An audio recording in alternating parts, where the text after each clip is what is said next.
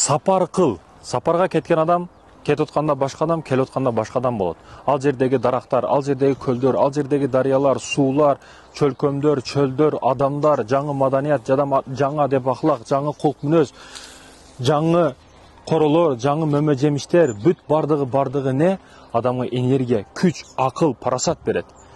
Ошондуктан да сапарга кетип аткан адам башка, кайтып келгендеги адам башка, экөө башка адам болуп келет. Сапарга көбүрөөк чыгышыбыз керек. Сапар жаңы маданиятты, жаңы күчтү, жаңы акчаны, жаңы бизнести бардыгын үйрөтө турган бул бизге сапар. Сапар кылыңыздар. Сапар кылыңыздар, урматтуу мекендештерим. Бүгүн саякат кылып, 80ден ашыгыраак мамлекетке барган болсок, ушул нерселерди түшүндүм. Адам сапарда үйрөнөт экен да. Кээде китептен, кээде адамдар, кээде устаздар үйрөтпөгөн нерсени адам сапарда үйрөнөт экен. Себеби сапарда жалгыз экенсиң да. Ар бир нерсени жалгыз кылышка мажбур кыла турган бул сапар экен. Сапардан күч, сапардан энергия аласың, сапардан билим аласың.